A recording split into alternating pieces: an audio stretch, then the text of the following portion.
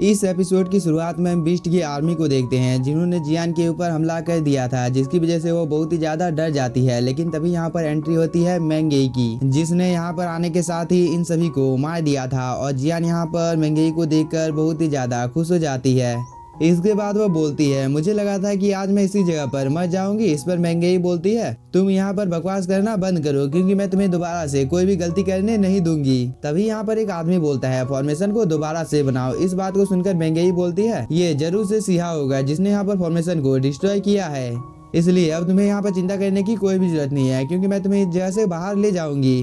दूसरी तरफ हम एक कमांडर को देखते हैं जिसे बहुत ही ज्यादा गुस्सा आ जाता है और वो बोलता है, मैं तुम सभी लोगों को मार डालूंगा, क्योंकि तुम सभी लोगों ने बीस्ट एम्परर को जान से मारने की कोशिश की है। इसके बाद तियानफा कॉन्टिनेंट निश्चित रूप से बीस्ट एम्परर को सम्मान देगा।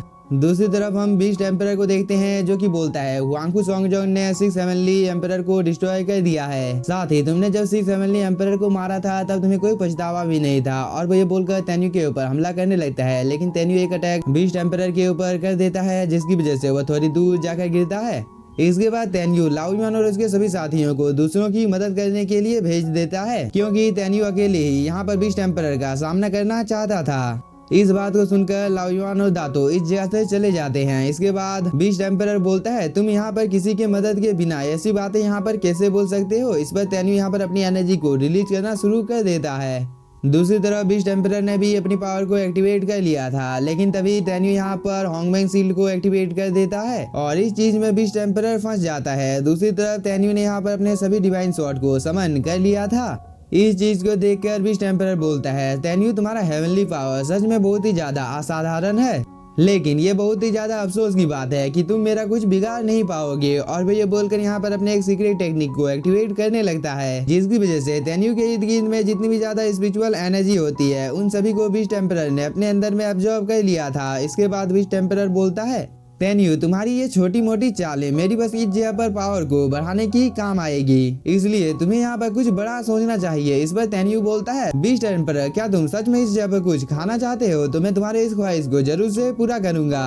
इस पर बीस्ट एम्परर बोलता है, तेन्यू क्योंकि तुम इस जगह पर मुझे मारना चाहते हो तो तुम यहाँ पर अपनी पूरी पावर का यूज कर सकते हो। इस बात को सुनकर तेन्यू भी यहाँ पर अपनी पावर को यूज करना शुरू कर देता है। इसके बाद तेन्यू इस चीज से बीस्ट एम्परर के ऊपर हमला कर देता है, लेकिन बीस्ट एम्परर इस चीज को भी खा लेता है और वो बोलता है, तेन्यू तुम्हारी ये छोटी मोटी टेक्निक बस मुझे यहाँ पर और भी ज्यादा पावरफुल बना रही है, इसलिए मुझे अब खुद के ऊपर पूरा भरोसा है कि तुम मुझे जान से नहीं मार सकते हो। और वो ये बोलकर यहाँ पर अपनी पावर को एक्टिवेट कर लेता है और साथ ही तेन्यू तुम इस जन्म में मेरे ही हाथों से मरने वाले हो। इसके बाद वो तेन्यू के ऊपर हमला करने लगता है, लेकिन तेन्यू तो बहुत ही आसानी के साथ में बीस्ट एम्परर के अटैक को डिस्ट्रॉय कर देता है।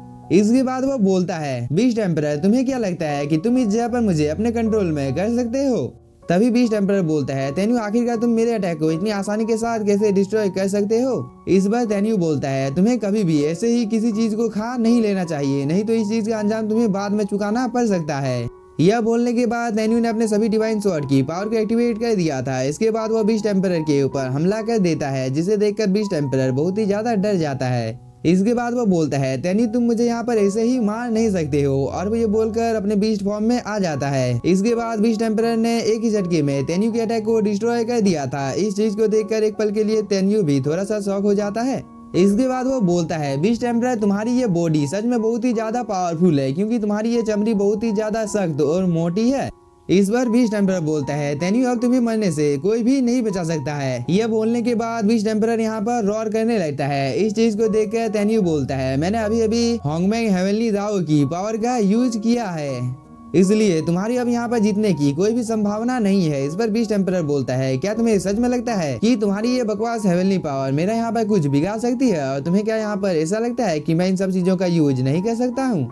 यह बोलने के बाद बीस्ट एम्परर तेन्यू के ऊपर हमला कर देता है, लेकिन तभी तेन्यू बोलता है, क्या तुम यहाँ पर होंगमेंग हेवनली दाओ को कंट्रोल करने की कोशिश कर रहे हो। तो मैं आपकी जानकारी के लिए बता देता हूँ कि तुम इस चीज के बिल्कुल भी लायक नहीं हो। यह बोलने के बाद तेन्यू भी यहाँ पर अपने अटैक को क्रिएट कर लेता है।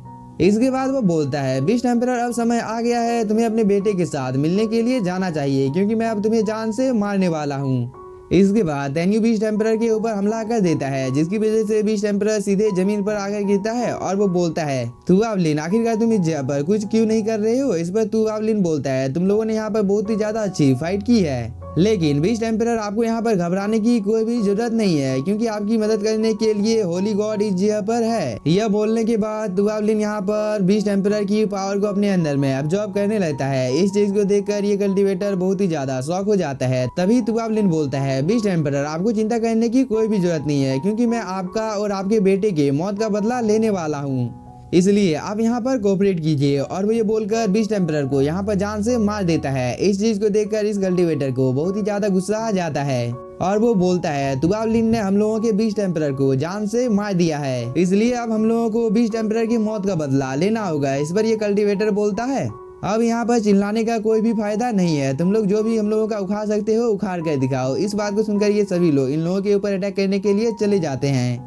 तभी तुआवलिन का ये साथी बोलता है, फाइनली अब मुझे भी फाइट करने का मौका मिलेगा। तभी ये दूसरा कल्टीवेटर बोलता है, शाओयू और हुआंगफू सेक्ट के जितने भी ज्यादा लोग हैं उन सभी को जान से मार डालो। इस बात को सुनकर यहाँ पर जितने भी असिस्टेंट होते हैं वो सभी फाइट करने के लिए चले जाते हैं। तभी तेन्यू भी यहाँ पर आ जाता है और तेन्यू को देखकर तुआवलिन बोलता है, तेन्यू मैं तुम्हारे रियल आइडेंटिटी के बारे में जानता हूँ कि तुमने अपने पिछले जन्म में कितने बड़े बड़े कारनामे किए थे, इसलिए इस चीज की वजह से मेरी आंखें खुल चुकी हैं। और अगर मुझे पहले इन सब चीजों के बारे में पता होता कि तुम कितने ज्यादा पावरफुल और टैलेंटेड हो, तो इस चीज के बारे में लोग 10 बार जरूर सोचते तुमसे दुश्मनी मोल लेने से पहले। इसलिए तेन्यू अब हम लोगों को दोस्त बन जाना चाहिए, क्योंकि मुझे अब तुम्हारी रियल आइडेंटिटी के बारे में पता चल गया है कि तुम क्या क्या कर सकते हो। साथ ही अगर हम दोनों एक दूसरे के साथ मिल जाते हैं तो हम दोनों बहुत ही आसानी के साथ तियानफा महाद्वीप को एक कर सकते हैं। इस बार तेन्यू बोलता है, मुझे इस चीज में कोई भी इंटरेस्ट नहीं है।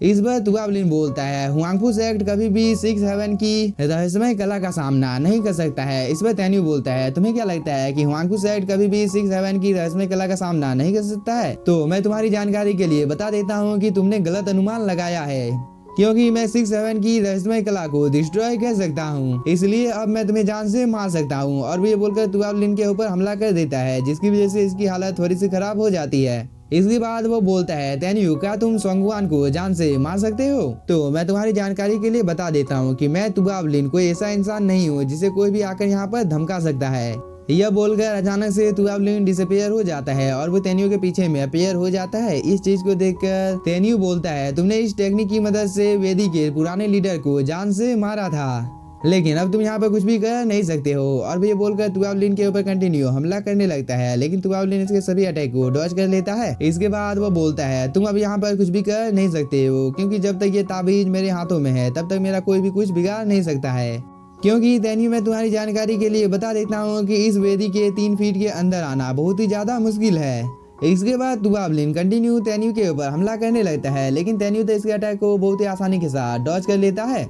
इसके बाद वो बोलता है, तुआवलिन तुम अपनी इस क्षमता के साथ में तियानफा महाद्वीप के ऊपर अपना राज्य स्थापित करना चाहते हो? तो मैं तुम्हारी जानकारी के लिए बता देता हूँ कि ऐसा कभी भी नहीं होगा। और वो ये बोलकर तुआवलिन के साथ फाइट करने लगता है। इस पर तुआवलिन भी अपने सीक्रेट टेक्निक को यहाँ पर परफॉर्म करने लगता है, जिसकी वजह से यहाँ पर बहुत ही ज्यादा हाई अमाउंट में स्पिरिचुअल एनर्जी रिलीज होने लगती है। साथ ही तेन्यू जिस जगह पर खड़ा था उसके नीचे में एक फॉर्मेशन भी बन जाता है, जिसके अंदर से 4 बहुत ही ज्यादा पावरफुल बीस्ट निकल कर आ जाते हैं। इस चीज को देखकर तेन्यू बोलता है, ये तो एशियन टाइम की एक सीक्रेट टेक्निक है जो कि खो गई थी, लेकिन ये चीज तुम्हारे पास क्या कर रही है? और क्या तुम यहाँ पर मुझे इस फॉर्मेशन से जान से मारने वाले हो? इस पर तुआवलिन बोलता है, तुमसे निपटने के लिए मेरे पास और भी बहुत सारे तरीके हैं, इसलिए अगर तुम इस चीज से बच जाते हो तो बाद में हम बैठकर बात करेंगे। और वो ये बोलकर तेन्यू के ऊपर हमला कर देता है। लेकिन इसी के साथ हम लोगों का ये एपिसोड हो जाता है खत्म। तो अगर आप लोगों को एपिसोड पसंद आया होगा तो चैनल को सब्सक्राइब कीजिए और वीडियो को like. Thank you for watching.